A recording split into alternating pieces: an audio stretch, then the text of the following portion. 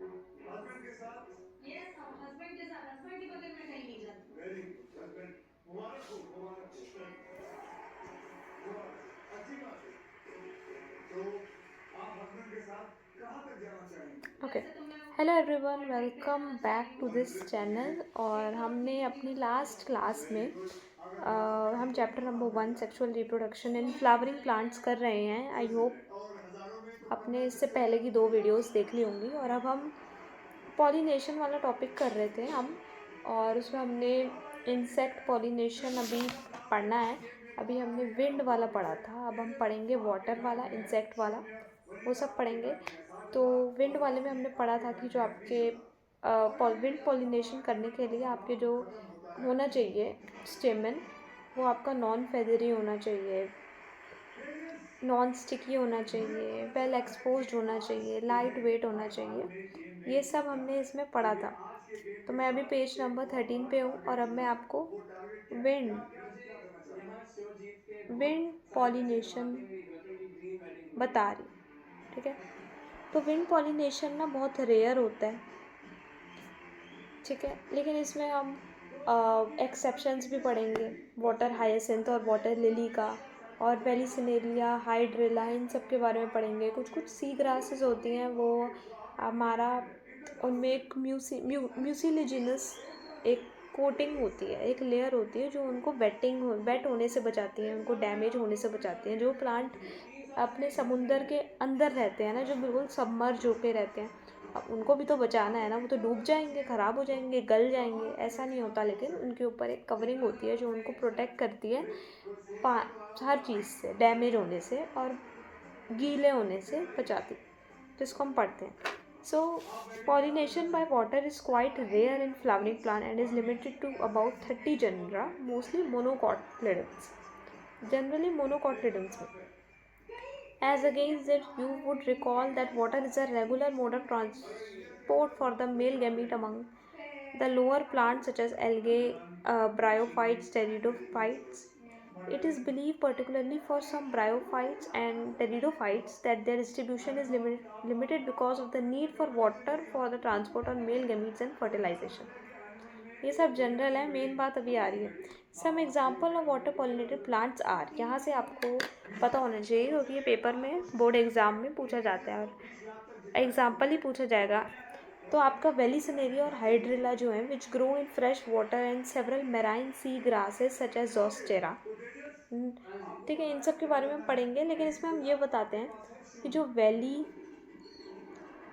Valley spelling देख लेता है, तुम भी देख लेना, लिखना तुम्हें भी है पेपर में।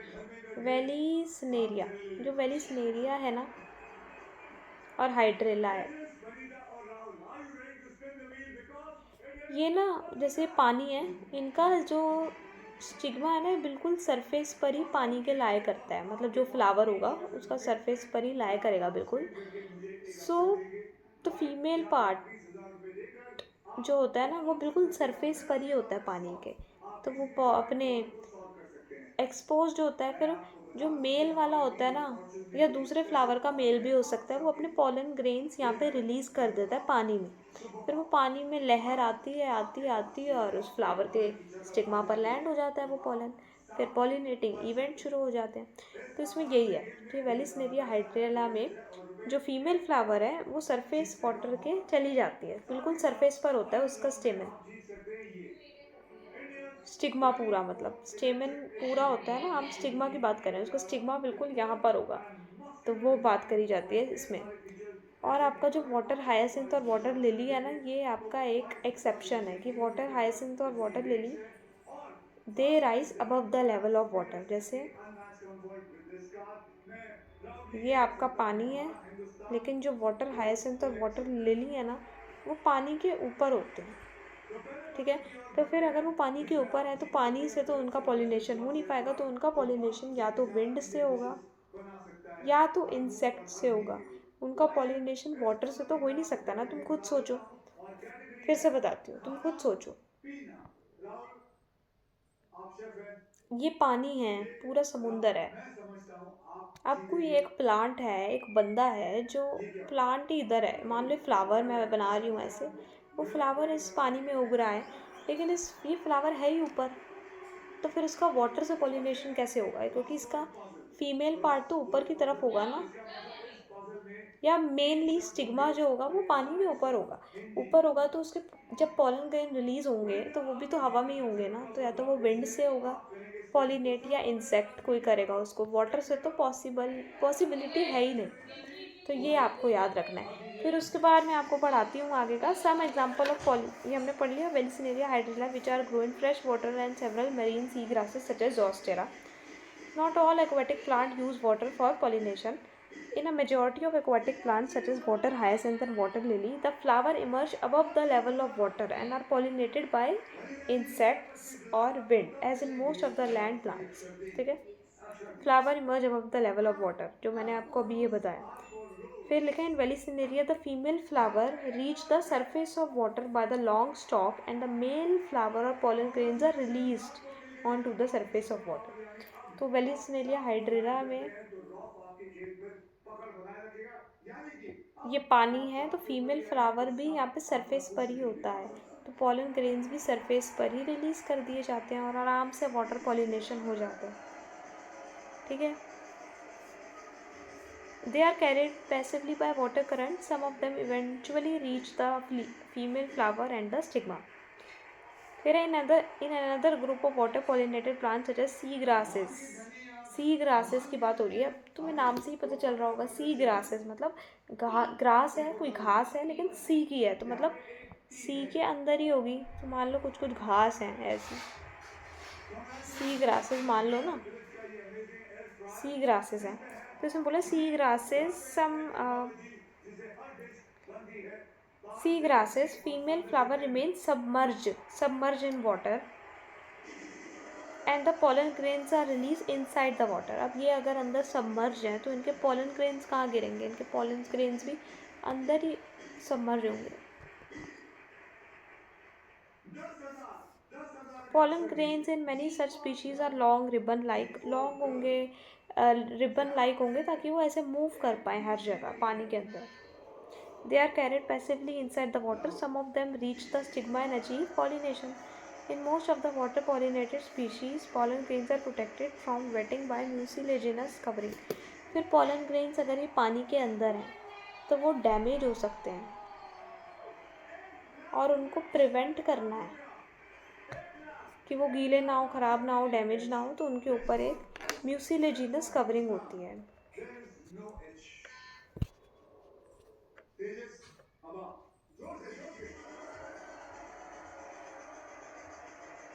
ठीक है, म्यूसिलेजिनस कवरिंग। ठीक है, लेकिन अब हमने जो बात करी है ये हमने विंड वाटर की बात करी है, अब हम बात करेंगे इंसेक्ट्स की। इंसेक्ट्स को कोई मतलब नहीं है,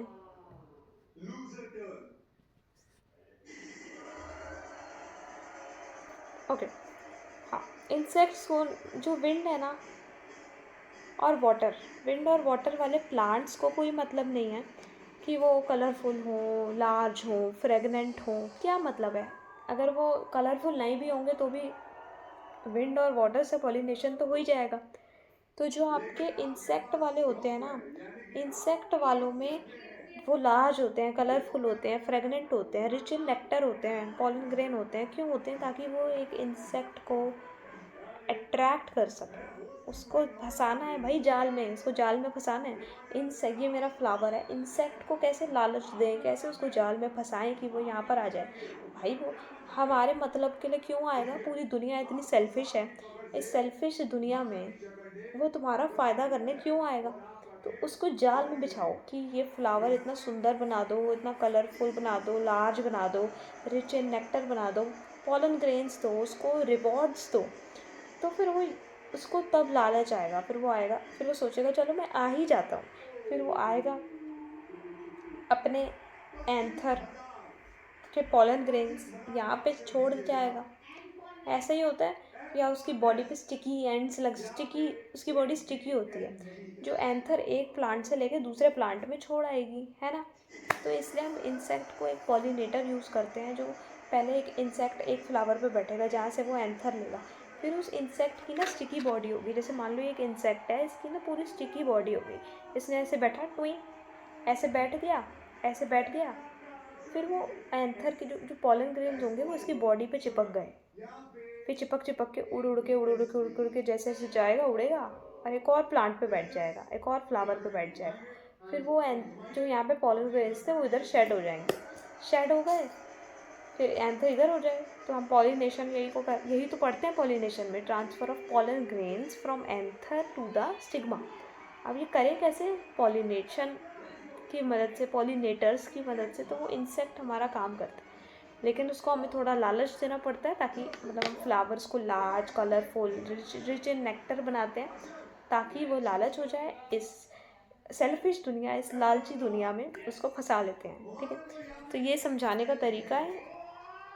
आई होप समझ आया हो। अब इसको हम पढ़ते हैं। Both wind and water pollinated flowers are not very colorful and do not produce nectar. Wind और water flower कलरफुल नहीं होते और ना वो रिच होते हैं नेक्टर में, नॉट प्रोड्यूस नेक्टर, क्योंकि उनको इनकी ज़रूरत ही नहीं है ना। विंड क्या देखे सोचेगी यार ये फ्लावर ना कलरफुल नहीं है, इसमें नेक्टर नहीं है, तो मैं पॉलिनेशन नहीं करूँगी। वो कुछ नहीं सोचेगी, उसको क्या है, वो तो हवा उड़ रही है, पॉलन ग्रेन उड़ा उड़ा बैठ गया, वाटर भी ऐसे चल रहा है, पॉलन ग्रेन आया समुंदर की लहर में डूबते डूबते बैठ गया। तो उनको विंड और वाटर को क्या लेना देना कि तुम कलरफुल हो, तुम लार्ज हो, तुम रिच इन नेक्टर हो, कोई लेना देना नहीं है। दे डोंट केयर, तो इसलिए वो कर लेते हैं। लेकिन इसमें यही लिखा है they are not very colourful and do not produce nectar, लेकिन तब भी पॉलिनेशन हो जाता है। लेकिन फिर इसमें लिखा है what would be the reason for this, मैंने बता दिया। उसके बाद हम पढ़ते हैं अब इंसेक्ट्स। ठीक है, आई होप इतना समझ आया हो। फिर है इंसेक्ट्स का। Majority of flowering plants use a range of animals as pollinating agents. अब बहुत सारे पॉलिनेटिंग एजेंट होते हैं, जैसे बीज हो गई, मधुमक्खियाँ, बीज हो गई, बैट्स हो गए। और सिर्फ ये इंसेक्ट्स, उड़ने वाले इंसेक्ट्स ही नहीं, हम लिजर्ड लेते हैं, 2 तरह की लिजर्ड होती हैं, gecko lizard, garden lizard, lemurs, वो सब भी लेते हैं। तो बहुत सारे एनिमल्स होते हैं जो पॉलिनेशन कर पाते हैं, लेकिन द बेस्ट एनिमल जो पॉलिनेशन कर पाता है अच्छे से, एनिमल नहीं इंसेक्ट, बीज सबसे बेस्ट होती है। तो इसमें पढ़ेंगे bees, butterfly, flies, beetle, wasps, and सब होते हैं। Bats are the most common pollinating agents. फिर among the animals, insects particularly bees are the dominant biotic pollinating agents. ठीक है, even large animals such as lemurs, gecko lizard, garden lizard, ये सब। Often flowers of animal pollinated plants are specifically adapted for a particular species of animal. जैसे हम इस line को ना हम समझेंगे आगे, क्योंकि एक होता है फिग ट्री होते हैं और एक वास्प की स्पीशीज़ होती है। तो जो फिग ट्री है ना वो हमेशा वास्प की स्पीशीज़ से ही पॉलिनेट कर पाता है। ये आपको अभी शायद समझ नहीं आएगा, बट ये लास्ट के यूनिट जो है ना इकोलॉजी की, उसमें समझ आएगा। बट मैंने आपको बता दिया, जो लोग कनेक्ट कर पाए अच्छी बात है, जो नहीं कर पाए कोई नहीं, हम वो भी पढ़ेंगे जब समय आएगा, आ जाएगा समय। बट ये थोड़ी उनकी गलती है एनसीईआरटी की, उनको इसमें ही डालना चाहिए इस पॉइंट। सो या फिर से आ गई मैं, बीच में वीडियो बंद करनी पड़ी। या लेट्स कंटिन्यू। तो अब मैं वही बता रही थी, फिग ट्री और वास्ट स्पीशी जो आप इकोलॉजी में पढ़ोगे फिर से। अब उसके आगे का पढ़ते हैं। Majority of insect pollinated flowers are large, colorful, fragrant, rich in nectar. When the flowers are small, a number of flowers are clustered into an inflorescence to make them conspicuous. तो मैंने यही बताया था कि बहुत सारे insect pollinated flower large, colorful, fragrant होते हैं, rich in nectar होते हैं। ठीक है, और फिर ये जब छोटे होते हैं ना तो बहुत सारे क्लस्टर की फॉर्म में जुड़ जाते हैं ताकि ये लार्ज लिखें, अट्रैक्टिव लगें। When animals are attracted to flowers by color and fragrance, the flowers pollinated by flies and beetles secrete foul odors to attract these animals. लेकिन कुछ जो आपके फ्लावर्स होते हैं ना वो फाउल ऑडर्स होते हैं उनमें, जो बीटल्स और फ्लाइज को अट्रैक्ट करते हैं। अब सबके अलग अलग वो है ना सबकी अलग अलग प्रेफरेंस है। तो बीटल्स और फ्लाइज की प्रेफरेंस वही है कि जहाँ जिस फ्लावर में फाउल ऑर्डर होंगे ना वो वहाँ पर वो आते हैं। आई थिंक क्या पता आप सबने इसको नोटिस किया हो, किसी फ्लावर को आप सूंघते हो ना तो पता चल जाता है। तो उसके बाद to sustain animal visits the flower have to provide rewards, मतलब उनको लालच देना, पॉलन ग्रेन और नेक्टर देना। Nectar and pollen grains are the usual floral rewards. लेकिन एक और रिवॉर्ड भी है जब हम उनको किसी स्पीशीज़ को एक सेफ प्लेस देते हैं टू ले देयर एग्स, जैसे मॉथ और प्लांट यूका, उसको हम वही पढ़ेंगे। For harvesting the reward from the flower the animal visitor come in contact with the anther and the stigma. The body of the animal gets a coating of pollen grain which are generally sticky in animal pollinated flower. When the animal carrying pollen on its body come in contact with the stigma, it bring about pollination. जो थोड़ी एक चीज़ मैंने अभी एक concept 2-3-5 minute पहले बताया था, ये वही है। In some species flower rewards are in providing safe play to lay eggs. कुछ प्लांट्स सेफ प्लेस भी प्रोवाइड करते हैं उन एनिमल्स को ताकि वो अपने एग को ले कर पाएँ।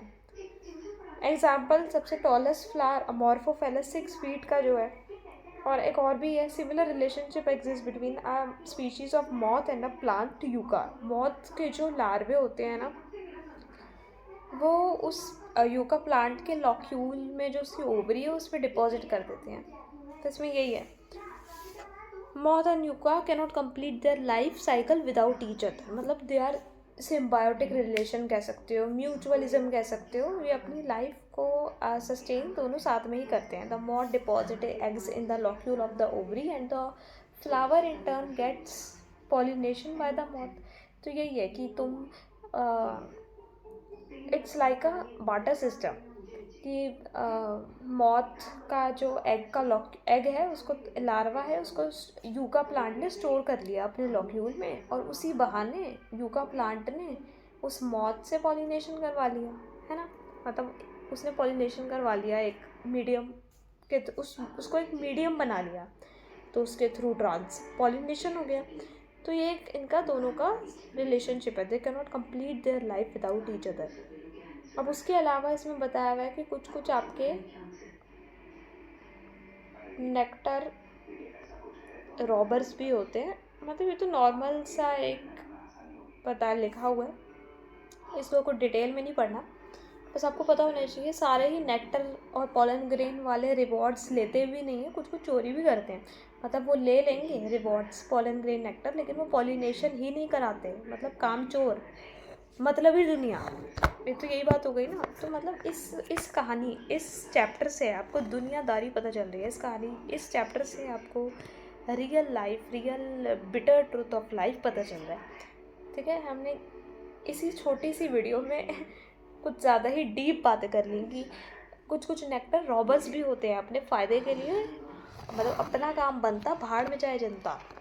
उन्होंने पॉलन ग्रेन नेक्टर ले लिए, चुरा लिए फ्लावर से, और उसके बाद कुछ करके भी नहीं दिया, कोई काम भी नहीं करा। तो ये होते हैं नेक्टर रॉबर्स। कोई सवाल नहीं आता इसके ऊपर, लेकिन तब भी हमने कर लिया। अब है आपका एक मैं आउट ब्रीडिंग डिवाइस ऐड करा देती हूँ, क्योंकि पॉलन पिस्टल फिर से एक न्यू टॉपिक है, फिर से एक नई शुरुआत करनी होगी उसके लिए आपको, तो उसके लिए एक स्पेसिफिक वीडियो आएगा। तो अभी आज मैं आउट ब्रीडिंग डिवाइस पढ़ा देती हूँ। आउट ब्रीडिंग डिवाइस होते हैं जब कंटिन्यूड सेल्फ पॉलिनेशन हो जाए ना तो इन ब्रीडिंग डिप्रेशन हो जाता है। अच्छे से लिखते हैं एक बार, कंटिन्यूड या एक्सेसिव अमाउंट में भी हो जाए self pollination, it leads to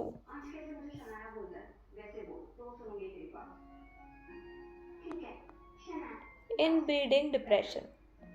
depression से तो बच्चे रिलेट करते ही हैं, इनब्रीडिंग डिप्रेशन से भी कर लो। So continued self pollination leads to inbreeding depression. मतलब अगर आप सिर्फ कोई फ्लावर है वो सेल्फ पॉलिनेशन ही करता जा रहा है, मतलब जो हमने पहले पढ़ा था क्लिस्टोगैमस जिसको कहते हैं, अगर वो हमने पढ़ता जा रहा है, मैंने तब भी बताया था पिछली वीडियो में, वही करता जाएगा तो उसमें कोई वेरिएशन ही नहीं आएगा, उसके जैसा ही बनता जाएगा। लेकिन वेरिएशन, इवोल्यूशन, इवॉल्व करना ये तो जीवन का पार्ट है। तो अगर excessive self pollination, continuous self pollination होता रहेगा तो इन ब्रीडिंग डिप्रेशन हो जाएगा, कोई वेरिएशन नहीं आएगा। तो हमें इस चीज़ को स्टॉप करना है, इसको काटा मार दो ताकि तुम्हें याद रहे कि इसको हमें स्टॉप करना है, हमें ये होने नहीं देना।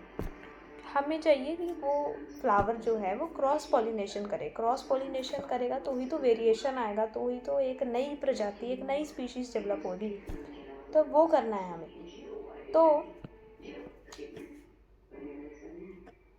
ठीक है, तो इसके ना बहुत सारे यू कैन से रूल्स हैं कि आप कैसे कर सकते हो।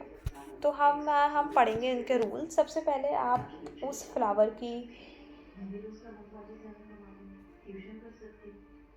सिंक्रनी को डिस्टर्ब कर सकते हो।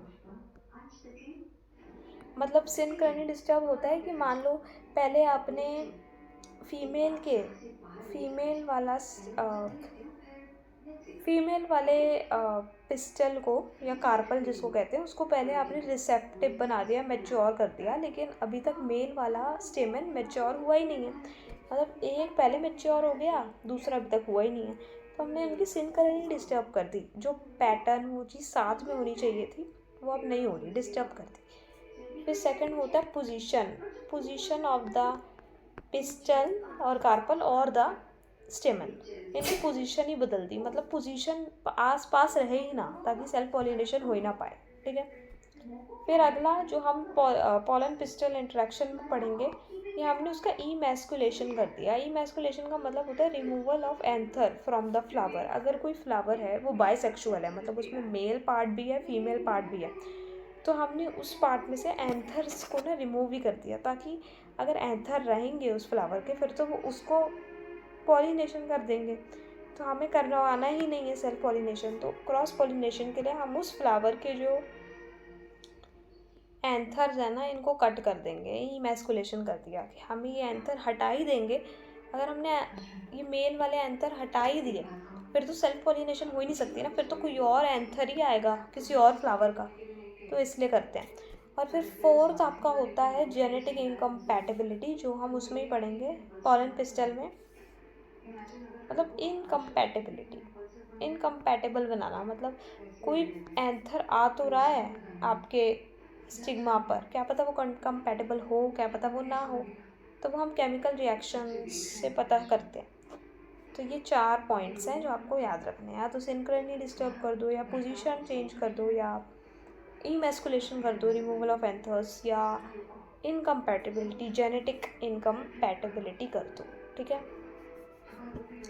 अब हम जो next topic pollen pistol interaction है उसमें यही पढ़ते हैं कि ये एक एबिलिटी है आपके पिस्टल की to realise the if the pollen is of right type और रॉन्ग टाइप। अगर वो सही टाइप का होगा तो पोस्ट पॉलिनेशन इवेंट शुरू हो जाएंगे। जैसे ये है, अगर वो पॉलन सही टाइप का हुआ तो यहाँ से पॉलन ट्यूब जनरेट हो जाएगी, वो इस ओव्यूल के माइक्रोपाइलर एंड से जाएगी, फिर डबल फर्टिलाइजेशन होगा, तो ये चीज़ हो जाएगी अगर पॉलन सही होगा, कंपैटिबल होगा। अगर कंपैटिबल ही नहीं हुआ, ये कंपैटिबल नहीं है, तो कोई पॉलन ट्यूब नहीं बनेगी। ठीक है, तो इसमें बनेगी क्योंकि ये कंपैटिबल है। तो ये सब ना केमिकल रिएक्शंस की मदद से होता है, मतलब ऐसे नहीं हो जाता कि उसका मन नहीं आ रहा पिस्टल या कार्पल का कि मैं इसको हाँ कर देती हूँ, इसको ना कर देती हूँ, ऐसा नहीं होता। इसमें केमिकल रिएक्शंस होते हैं, हर चीज़ होती है जिससे पता चलता है कि ये कंपैटिबल है या नहीं है। ठीक है, सो ये हमने पढ़ लिया है, लेकिन इस टॉपिक स्पेसिफिक टॉपिक है ये, इसको हम नेक्स्ट वीडियो में पढ़ेंगे। इसकी मैंने मेन जिस्ट बता दिया आपको। ठीक है, सो या आई होप आपको इतना समझ आया हो। So do like, share and subscribe. Thank you.